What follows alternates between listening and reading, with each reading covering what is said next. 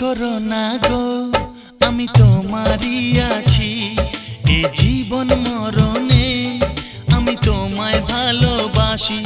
আমি তোমার ছায়া হয়ে রব তোমার পাশে।